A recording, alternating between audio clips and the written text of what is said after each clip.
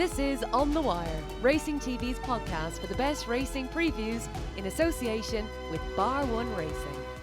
Hello and welcome, it's On The Wire, and what a Longines Irish Champions weekend. We have 4 runners in the Champions Stakes, 4 runners.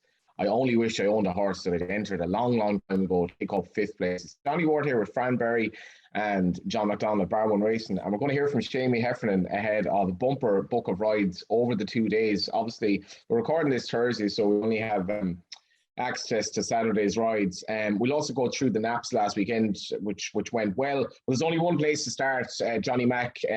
We have a bit of an exclusive on this. Fran's failure to get a blue tick on Twitter. This has been the chat, I suppose, at the racetrack. It's been the chat of Twitter. It's been the chat of everyone in Bar One as well, I'd say. Yeah, my big question is, why would you want a blue tick? Is Fran worried someone's going to imitate him? Fran?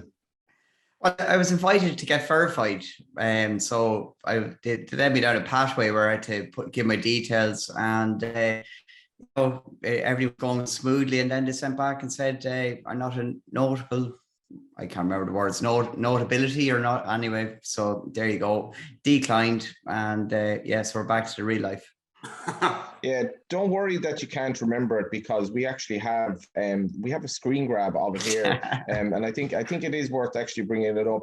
Hello, and hello is in bold. We've reviewed your request, and Fran isn't even worthy enough to get it personalized. This is just a generic thing this sent to anyone. We've reviewed your request to have your Twitter account verified. The account would not be verified at this time because the evidence provided did not meet our criteria for notability. I mean, Fran, like that must be a low blow. It is, but to be fair, my golfing talents were doing the rounds around Twitter for Racing TV and Leopardstown Racecourse, and they obviously thought I was a professional golfer and not a very good one, so maybe they got confused between that and the racing thing, because the golfing career is definitely not going to work. Fran, I thought you were a good golfer. I watched that. You have hands on you like a pig knitting. It's only a trap, John. I'm happy to play you anytime you want to name the terms.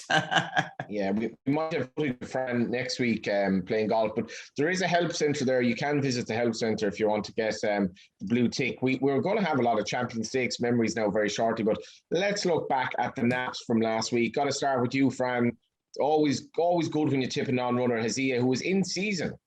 She was, and I was disappointed to see her out, Johnny. She was 6, 7, 8 to 1 that morning, and I was quite, hopeful in a maiden that was quite open, that she was definitely each way value at that at least, and I look forward to seeing her out in the near future, hopefully. Johnny Mac, were you surprised Foods Ultra went off 10 to 11? I don't know what price I put this horse in at, but all he had to do was. It seemed all he had to do was run his race and win, which he did. Yeah, which he did, Johnny. He's a very good jumper, and very similar tactics applied to that at Killarney. He was forced on about a mile out, and his jumping is very, very good, and getting the age allowance as well. He always looked a winner. I tipped Cha-Cha Dancer. Bar One was playing 5 places on this, so you got rewarded each way on the 14 to 1. And the race was actually won by stablemate Giselle. These are 2 horses I've kind of been following, but I unfortunately picked the wrong one. But congratulations to Chris Timmins, who's off the mark. Fran, let's start with you. Champion Stakes. I think you may have said last week you never had a ride in it. I didn't. No, I've yet to back the winner of it probably as well. So hopefully that'll change on Saturday, Johnny. Look, 4 runners, I suppose, on paper. It's disappointing that there isn't more runners. We knew it was going to cut up a bit, but thankfully the main 3 are there. And actually, it adds a lot to tactically how it's going to be played. For me, rather than having 2 or 3 horses with no chance in the race that might get away, now it's really down to mind games and tactics and who can get them right. If you break them down, Ternard is dropping down to 10 furlongs. Okay, she won in France last year over 10 furlongs, but that was a very testing round. Our best forms at a mile and a half. Colin Keane, he's not going to want to get caught out in the sprint, but he doesn't want to really bottom her with the arc in mind. So it'd be fascinating to see how to play her. Poetic Flair is the opposite. He's stepping up 2 furlongs in the trip. He's going to have to relax, find his rhythm, and he's installed 1. And then the one horse that is everything in his favour at this trip is St. Mark's Basilica, and then Patrick Sarsfield, who's a very, very good horse in his own right, but shouldn't be good enough. But he can roll forward also. The first furlong of this race for me is just going to be so fascinating to see how Kevin Manny will play it on Poetic Flair as stalled 1. Is he going to jump and try and relax him in front, or is he going to take back out of gates? And if he does that, he ends up in a pocket potentially behind Patrick Sarsfield and Tarnawa with St. Mark's Basilica outside him. That's only Kevin Manning's perspective. Then you have Tarnawa, Colin Keane. How is he going to get her stamina in play to try and take sting out of St. Mark's Basilica? It's fascinating, and it's going to be really, really good watching, despite only the 4 runners. That was a brilliant appraisal of the race. Unfortunately, our actual analysis of the race isn't in this part of the show at all. This was supposed to be where we go down memory lane and ask you to but I think, to be fair, Fran, I did have a little bit of sympathy for with the blue tick gate. And obviously the fact that was actually a brilliant tactical appraisal of the race. I'd only love if Fran Berry were riding in it. But Fran, this was my point of the whole kind of teeing it up here, was I asked the 3 of us, including me, to pick your favourite Champion Stakes race to look back on. You picked Almanzor, which was 2016. Yeah, I would love to have shown Dr. Davis and Sanjavit. I was there that day. Controversial photo finish. Sanjavit, Dr. Davis, a long-running battle that year between the Derbies and then into the Champion Stakes. I never seen as many people crowding around photo finish print to see what the result was and was it right. And Dr. Davis, of course, won. But we don't have the footage of that. And that was my earliest memory of this great race. Almanzor was a superb race. When you look down through the results of that race, Johnny, it was fantastic. He swooped down the outside. Christoph Sumion, he was seen to really bad effect when he rode at Azamor in the race a few years beforehand. He learned his lesson. He came late and wide in Almanzor, and he was beaten Found, an ARC winner. Minding was back in 3rd. New Bay, a French Derby winner, was back in 4th. My Dream Boat had won the Q race in Royal Ascot. Highland Reel was in 7th, and the Epsom, an Irish Derby winner, Harzand was in 8th, and Hawkbill back in 9th. That was some race when you look back on it, and I think it was fascinating to see the tactics on the day and the way the horse finished off on the outside. Yeah, I didn't pick this race, but it was a brilliant one to pick considering the quality of the horses. And I do remember Jean-Claude Rouget being in the kind of the parade ring or the winner's enclosure afterwards and attesting to the really good night out he'd had in Dublin the night before. And the reason this comes into my head is, like, if an Irish lad was having a good night out in Dublin, he'd probably end up in the Black Door or Coppers or somewhere like that. But I was thinking Jean-Claude Rouget was probably went for a slap up meal and went to a wine bar or something, because the French are so classy. And this was a classy performance from Almanzor. Both they straighten up, 2.5 furlongs to go on the race success days. In the centre, making ground, Pink Cap, New Bay between horses is Highland Rail. Found in the centre of the track makes ground. Almanzor is eating up the ground on the outside. They race now towards the final 200 yards, and it's Almanzor and Found. These two locked together. They're racing up towards the finish in a Champion Classic, and it's Almanzor. It's French Day at the Champion Stakes. Almanzor wins for Christoph Sumion, beats Found, and then came. Love watching that race back. Johnny Mac, your pick. See the Stars, Johnny. It's a famous race. The commentary makes it as well, I think. He came into the race on the back, obviously, of the Guineas Derby, Eclipse, Jumping the National. It was the last time we were going to see him in Leopards in Ireland. And he faced a Ballydile battalion. I think there was 4 or 5 8 O'Brien train runners there. They did everything to get him beat, but an ice cold Mick Canaan weaved his way into the race. And I think Desi Scal's famous commentary or famous words is, they've come to see a star once they straightened up, and he was gone. And it was a brilliant performance. Let's hear those words now. See the Stars comes after him, then Lord Admiral on the outside, then Casual Conquest, and it's Fame and Glory who goes to the front now. From Master Craftsman on the outside is See the Stars, and they've gone away from Lord Admiral as they race with 1.5 furlongs to go, and See the Stars comes on the outside of Fame and Glory as they race towards the final furlong. See the Stars takes it up from Fame and Glory in second, Master Craftsman in third. The big 3 have run right away from Grand Ducal, but See the Stars, the champion he is, strides to glory, further glory in the Irish Champion Stakes, and wins it handsomely from Fame and Glory, Master Craftsman, and then Grand Ducal, Lord Admiral. Loch Long is next, Casual Conquest, and then the 2 peg makers. I do remember as well about that day, Johnny Mac. It was a rare occasion in Ireland where I remember there was a full of people at the parade ring afterwards. Now his participation was a little bit in doubt that week. I think he went out to about 12 to 1 on the exchanges. because the ground was sort of turning against him. And then on the day he was backed. I love the way, as you say, they try different tactics. And you mentioned the great Michael Kinane. I'm going back to High Chaparral 2003. This was the first Champion Stakes that I was present at. I mean, even now, 18 years later, these horses don't need much introduction. Falbrav, Islington, Alamshar, Moon Ballad, even Vintage Tipple, who obviously provided Paddy Mullins with the memorable Irish Oaks. Between them, they had a load of grade ones, classics, so forth. And it was a race, I think, that if you're watching Darland, sorry, but, you know, it was just a great race and we have to watch it back. Moon Ballad from High Chaparral, Alamshar just behind them in third, Islington bearing down on them, Falbrav looking for room, Moon Ballad the leader, Alamshar is on the inside, High Chaparral on the outside, Islington is next as they race inside the final furlong, High Chaparral on the near side, the leader from Moon Ballad, Falbrav has got through now and charging home on the inside as they race towards the finish, High Chaparral driven out by Mick Kinane, Falbrav on the inside gaining with every line, High Chaparral's won it, Falbrav second, Islington 3, 4, Alamshar 5, Moon Ballad a long way back to France, and finally Vintage Tipple.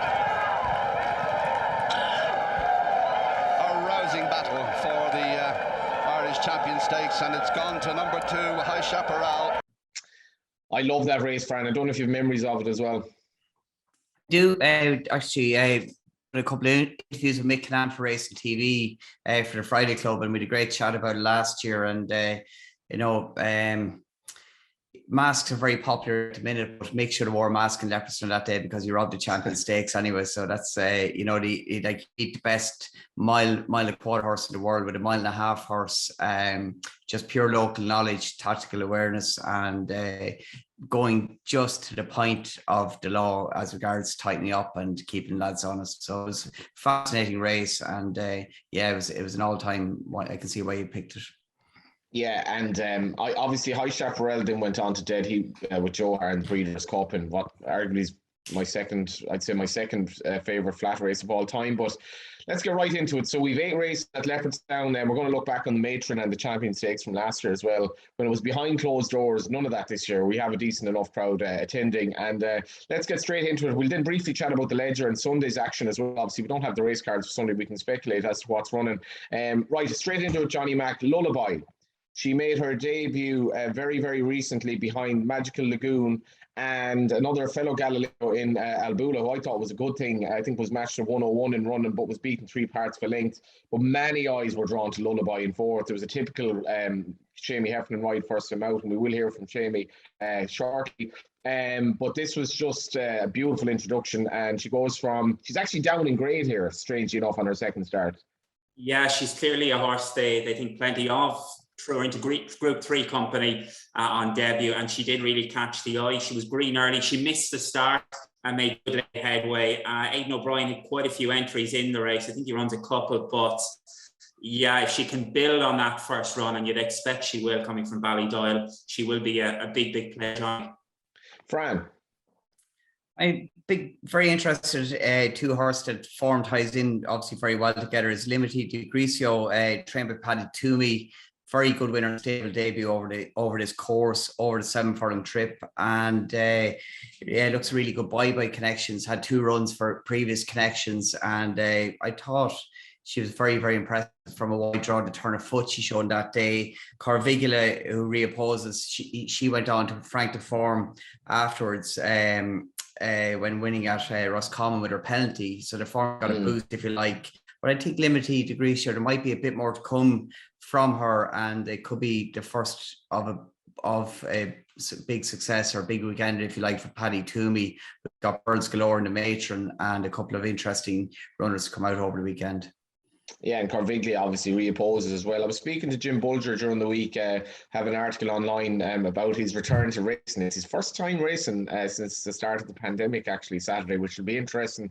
I was wondering, would he get a kind of a Father Ted reaction when everyone said he was a racist? Probably not. I think they have too much respect for him. But he did speak about Manu Accordi, and he essentially said that this horse, I really like this horse's chance as long as the ground is decent. And with that in mind, I did speak to Tim Husbands earlier, and here is what he had to say about a little bit of rain overnight at Leopardstown. Hi Johnny, the going report for Leopardstown, we had around 7 mils of rain overnight. and the ground is now good to firm in places. It's looking really well, presenting very well. We may get a few showers today, occasional showers, and certainly be a lot cooler over the next couple of days. So we're looking forward to presenting a really good track for the Champions weekend. Start with you on this one, Fran. It's tricky. Manu McCordy obviously has an edge over Stone Age on the basis of that maiden win.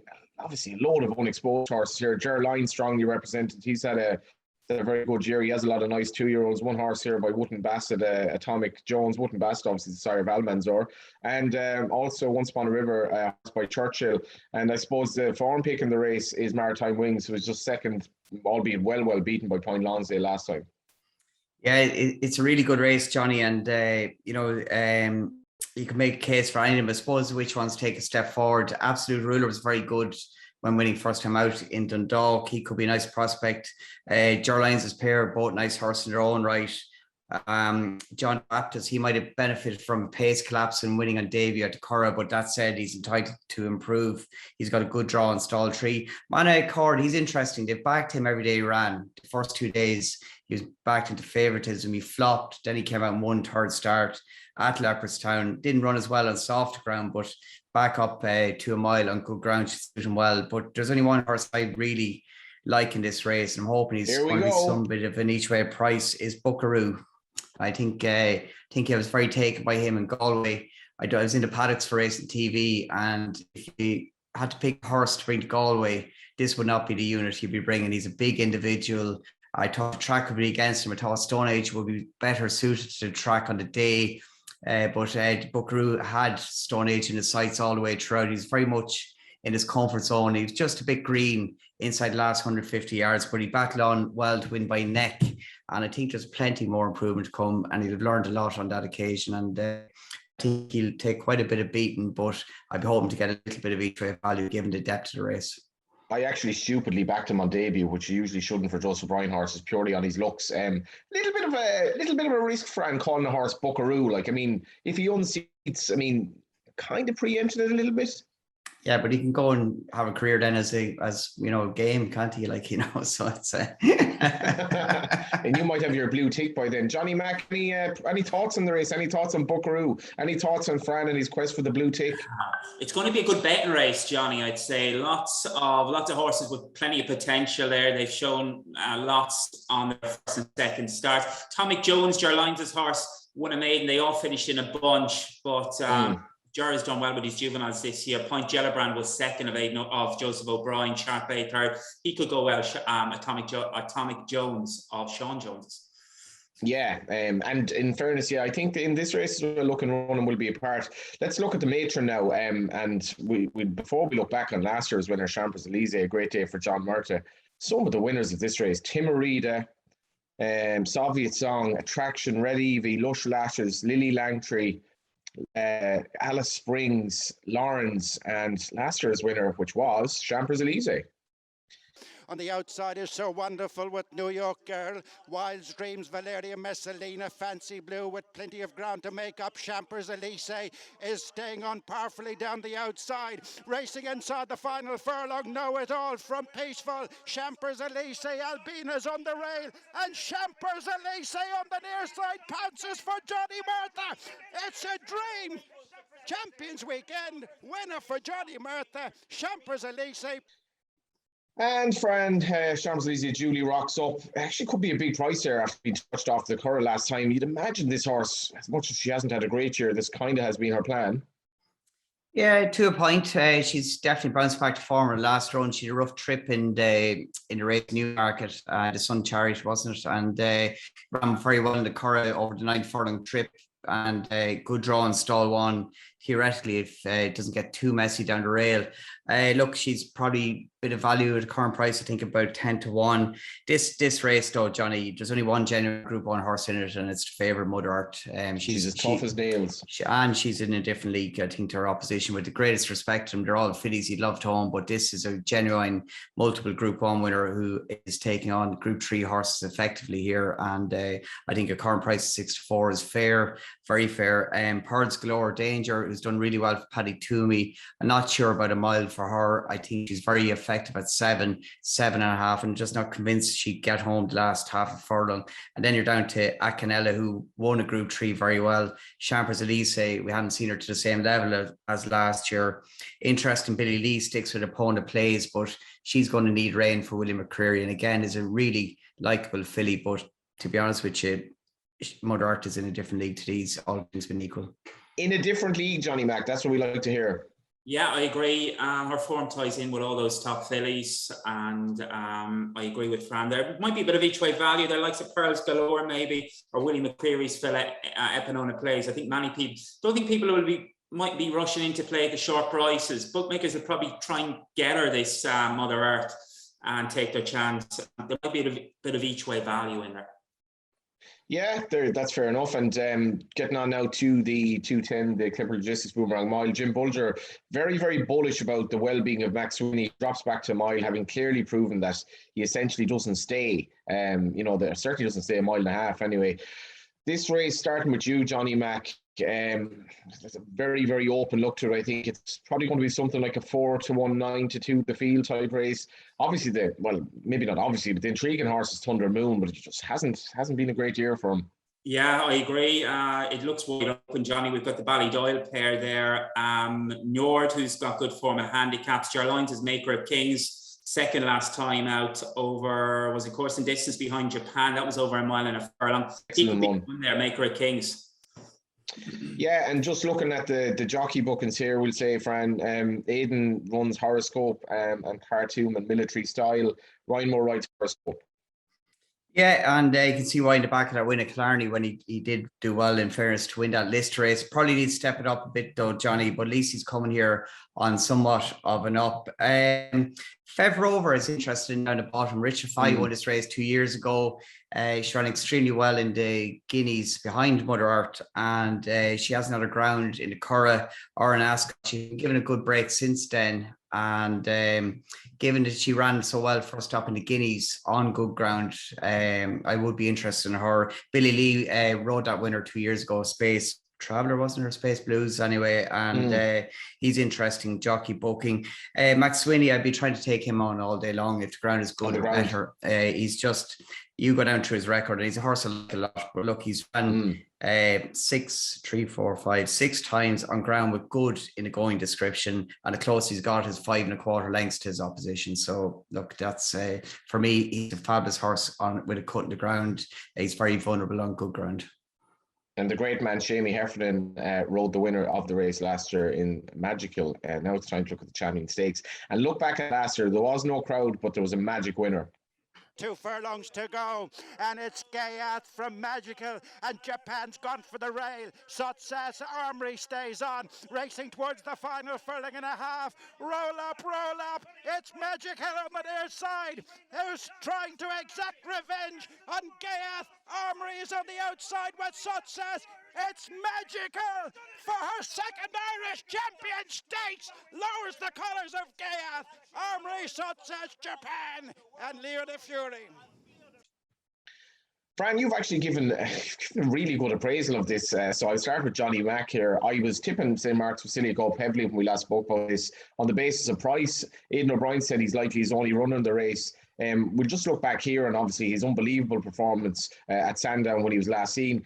The worry, Johnny Mac, is that he's had that setback, which Aidan has gone extensively on record to talk about. This performance, I think, will win this race, simple as. Yeah, he showed a potent turn of foot. I think there was 1 or 2 excuses given for the second and the third a day, but Mishriff has gone on and won the Judgment afterwards. But yeah, he showed a potent turn of foot. Tarnawa has got a very, very good turn of foot as well. We saw that in the Breeders' Cup Turf last year. And tactics are going to be crucial because Tarnawa obviously has proven form over further, hasn't she? She's proven over a mile and a half. So what will Colin Keane do to utilise her stamina? That's going to be the big question. I think in a way, and like Poetic Flare, the year that he's had and his versatility in terms of coming back and back and back, now he steps up to mile and two, which on pedigree should, if not 100% suit, he should stay on pedigree. He's related, very closely related to a horse by New Approach. So obviously the Sire Dawn Approach stayed a mile and a half. Glamorous Approach, I think. It's just whether he's good enough, I think, not so much whether he stays, because I think Sir Mark's Basilica is just probably better than these. I'd have it between the two. I don't think Turnau will be good enough. Fran, am I wrong? I think Poetic Flare is good enough. I do think he's good enough to put it up to St. Mark's Basilica. The extra 2 furlongs are going to be, again, like I said, top of the show when I jumped the gun on the tactics. It's going to be fascinating to see how they operate. And the thing about Poetic Flare, your fate after furlong with him. If he goes in around that first little kink in the railing and he hasn't dropped his head for Kevin Manning, he's not going to get home, because he can't do that and unless he's a total freak and maintain that gallop if he's fighting for his head. Do you remember his grandfather winning the Derby after pulling for about half a mile? Dawn Approach. It was probably the most underrated ride that a Derby winner ever got. Kevin Manning didn't get the credit he deserved because that was, if a higher profile or more vocal jockey gave it, he would have still been praised for all time. Yeah, I think in a way, Fran, this race is better for the 4 runners because there's just so much going on in terms of the minds of the jockeys. You want to ride your own horse, but you want to see, as you say, what the others are doing as well. And Colin Keane, it just could be a race that he almost announced himself to the world in some respects, because if he gets this right, it could be an amazing ride. It could, and it's I think to play to her strengths, you got to ride your horse to their strengths. And Turnau, I know she's got a blistering turn of foot over a mile and a half, but at a mile and a quarter, if there's no pace on, she's going to get caught out. So unless Patrick Sarsfield goes or Kevin Manning ends up in front by default or something like that, Turnau will get the rail and ride the race to suit yourself, and hopefully as you build, you can take the stamina out of Poetic Flare initially and then have enough left to try and fend off St. Mark's Basilica. I suppose one little negative about St. Mark's Basilica is all of his form comes with a cut in the ground. He's only ran on ground quicker than good on one occasion. If you're looking for a negative, he's only ran on good ground once when he was third to Thunder Moon, which is a very good run in national stakes.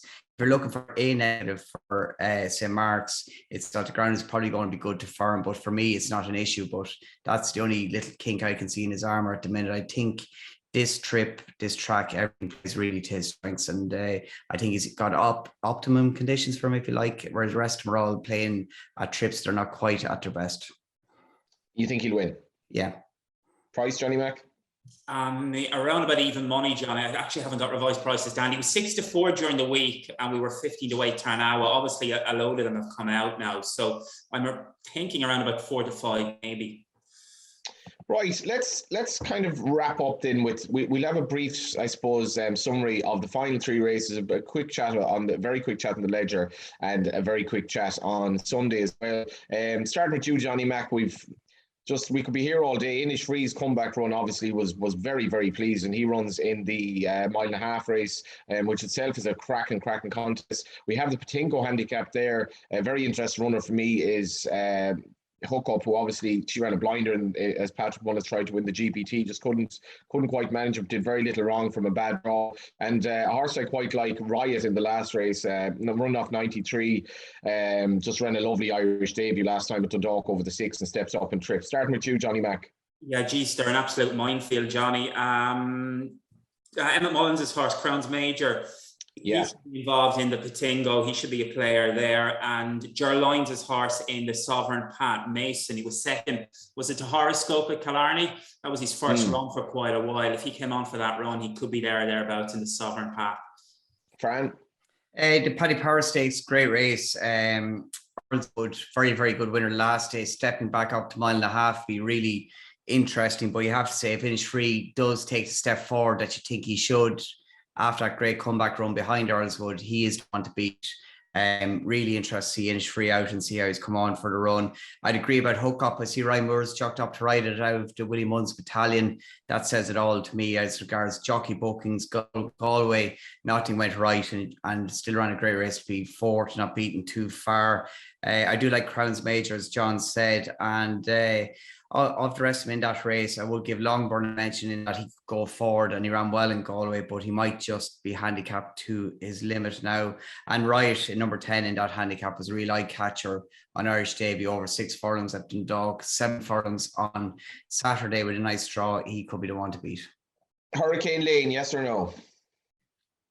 Yes, I can see why he's odds on and have maximum respect for him, but he does create somewhat of a bit of a value in the each way market. Yeah, I'd agree with that. I mean, it's going to be very interesting. High definition is there. Mediterranean, I think he'll run very well. He might be good enough, but any thoughts with Johnny Mac? Geez, he looks head and shoulders above them, Johnny, doesn't he? That classic form, Irish Derby winning form, very good in the Grand Prix de Paris as well. I don't think any of the others could replicate that, and he looks the nap of the weekend, really. Sticking with you, who are you looking forward to seeing Sunday? Point Lonsdale against hopefully Duke de Seza. I see Derwell hasn't declared Duke de Seza for the Group 2 on Saturday, so I'm assuming he's going to run on Sunday. So interesting to see how he gets on against Point Lonsdale. That's going to be a hell of a race. I mean, Point Lonsdale could be an absolute freak, Fran, and I imagine he'll be odds on whatever turns up here. He will, and well entitled to be, Johnny, but I would say that 7 furlongs is his minimum. He's got to get into that rhythm where he gets horse off the bridle, and if he's going to get beaten, it'll be by a horse who just has one late go at him late and fast. But the way he draws the sting out of his rivals and the way his form of that Chesham Stakes win when he beat Reach for the Moon is working out, I do think he'll win. I do like Duke de Seza, like he's currently 8 or 9 to 1 here. That's, rates good value if you want to take on the favourite, and it would not put you off him. As regards to Ledger, I'm very interested in Baron Samedi. I think he's a bit of value. I think he's been trained for the race. I know Joseph O'Brien has got Twilight Payment and a couple of others in the race, but for me, Baron Samedi back up to mile 6 after that great run in France is very interesting. And before the show, when we were ribbing Fran about his lack of a blue tick, he ran his old colleague Seamie Heffernan, who probably isn't too bothered about blue ticks, I'd say, at this stage or any stage of his life. And Seamie apologised he couldn't come on the show because he was just about to get up in another lot in Ballydoyle. And strangely enough, rather than sort of say to Aidan O'Brien, sorry Aidan, I'm going to go on the wire here for half an hour, chat to you a bit, he actually just did his job. So he did agree to chat to us later, and here is what Seamie had to say. Are you enjoying it as much as ever, Seamie? I am, yeah. No, well, listen, I'm getting plenty of outside rides and I'm riding plenty for Aidan and I'm having plenty of success, so I'm enjoying it as better than ever. How much did you enjoy winning on Magical last year? It was one of the highlights of my career. She was a series filly to get a chance to ride her in such a real prestigious race, so I really enjoyed it. What do you make of Leopardstown as a track to ride? Can it be a bit trickier maybe than the Curragh? A little bit maybe, but usually there's plenty of pace on in them good races, and usually everybody knows who's going to make the run, who's going to sit behind the pace and who's going to stop. And if you know the track, swinging wide and getting a clean run from coming from the back is usually the thing, but if you're up there in the box seat, it's probably the best position to be in. And I know you've no ride in the race, but I'm sure you would have loved to have been on St. Mark's Basilica in the feature this year. Listen, I've been very lucky to have some good rides in it and to won it a couple of times. So I'd love to be riding in it this year, but it's a very small field and it didn't pan out in my favour.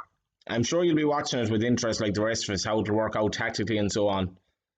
Definitely, yeah. It's a very good race. The 3 runners in it, proper Group 1 horses, and tactically, hopefully the best horse on the day wins, but I'm not sure what that's going to be. And your first ride on the day, you have a busy book, 6 rides, is Madonna Del Rosario on the first. Yeah, she's a filly that took a couple of runs to win, and she won the last day with a pair of blinkers. They might have helped, so I'm hoping she can step forward again and run well. And Holt in the juvenile colts race, he's plenty of experience. Plenty of experience. It's a big field, and hopefully he can nick a bit of black type. And your Irish Guineas heroine Empress Josephine, she's taken on a stablemate Mother Earth in the Matron. Yeah, her strongest form is on slow or softish ground. So I'm hoping she adapts to the ground. She probably has to step up a little bit on her recent runs. Would you agree with your buddy Fran Berry that Mother Earth could be a class apart in this race?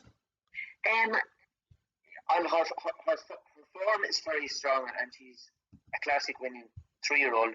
But you still need to turn up in the day, and you need to be lucky. But I think everyone is happy with her.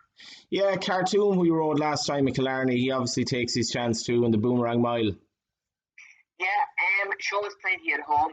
He's been a little bit disappointing on the track. He's had plenty of experience, and I think he's only managed to win one race. So, listen, he needs to step up, but hopefully he's strong now and he can. You spoke about getting outside rides, and you have a very interesting one there in Mona's Melody, but I'm sure you were delighted when you were drawn 22 in the second last. Couldn't have been worse. I'm in the car park. She's going to have to be right up to her A game, and I'm going to have a lot of look around her. What I draw around there is bad. What do you do?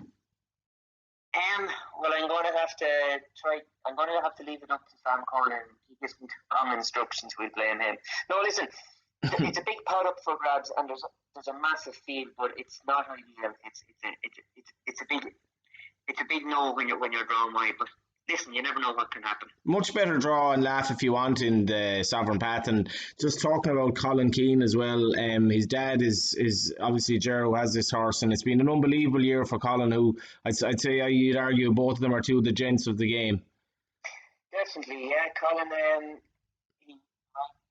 I lines his horses well, and he can take up plenty of outside rides, but he's a top class rider and he's a top class fella. He's very straight, very honest.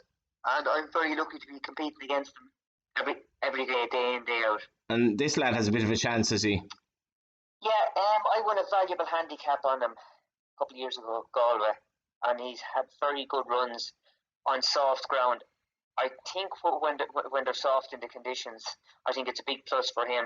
But listen, as they get a bit older, they often tend to handle different bones better. So it's nice to have a ride in a race. What do you make of the horses going over for the Ledger? There was a chance, I suppose, you could have gone to Doncaster. You're not there, but they're all trying to take on a hot favourite. Yeah, well, they say you should never be afraid of just one horse. You know, it's often the danger can't turn up.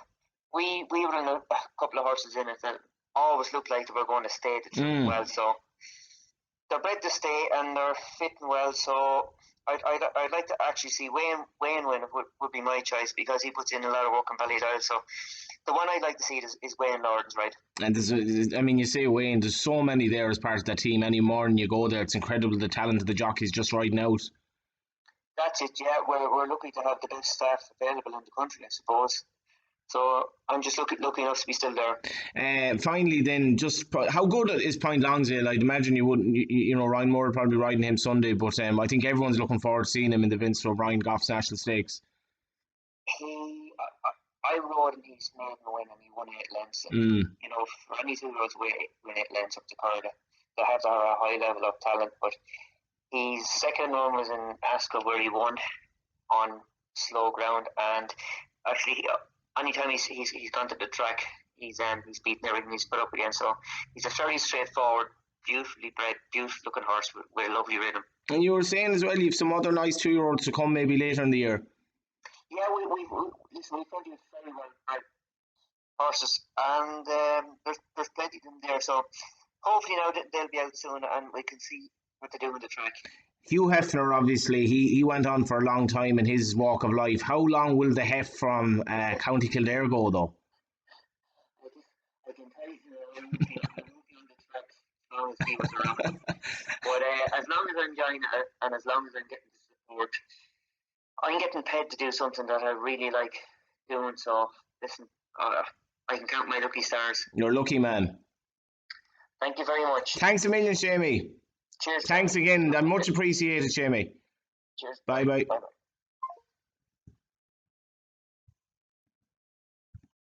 Fran, he is some man. You know, when you sit down and look at Seamie Heffernan's record, like his record in Group 1 race are fantastic. He goes under radar. I don't ever really remember him making a mess of anything when he gets the opportunity. He seems to make full, maximum results from any opportunity he gets, and whether it's winning or getting placed in Group 1s. And he's a character. He can be a very, very funny guy, good dry wit, and big part of the Ballydoyle team there for a long time now. It is dry wit, actually. I find him great company, to be honest. It's time for naps. Starting with you, Fran Berry. I see you put a lot of thought into this. I'm just thinking of it here. Do you know what I'm going to do? I'm going to make it a value nap. I'm going to go to Coolmore double, Mother Earth, and St. Mark's Basilica doubled. That's not bad at all, actually. We'll give you that. Johnny Mac. I'm going to put up Cordiga Joe and the Migler, if she declares. Cordiga Joe on the Migler, and Johnny Mac has been in absolutely splendid form on this front. Finally, for me, I hope you have a riot if you go racing at Leopardstown, because it's American slang for having a very good time, and you will if you back riot in the 420 Tingo handicap. Surely, Johnny Mac, you'll be offering 6, 7, 8, 9, 10, 11, 12 places in that race, maybe? Yeah, there'll be extra places on all those big handicaps, and I'm told they're going to be price boosting the favourites, Leopardstown and the Curragh across all platforms. Thank you, John Mac. Thanks, Johnny. Thanks, Fran. And Fran, we imagine your myriad of viewers, obviously aghast that you haven't got a blue tick, will be able to see you at Leopardstown and the Curragh, I presume. Yes, looking forward to it, and I'll be going around with a tie with little blue ticks on me there for Saturday and Sunday just to reinforce the points. So all good. We love you, even if Twitter don't. Thanks for watching. Thanks for listening. Thank you for tuning in to On The Wire Racing TV's podcast, brought to you in association with Bar One Racing. And if you enjoyed the show, don't forget to leave a review, give us a like and subscribe so you don't miss the next episode. And this podcast is available on video format in all its glory on YouTube. And you'll also find us on racingtv.com and on audio at Apple Podcasts, Spotify and numerous other platforms. Don't forget, if you are having a bet this weekend following any of our selections or so on, gamble responsibly and do visit begambleaware.org for more information.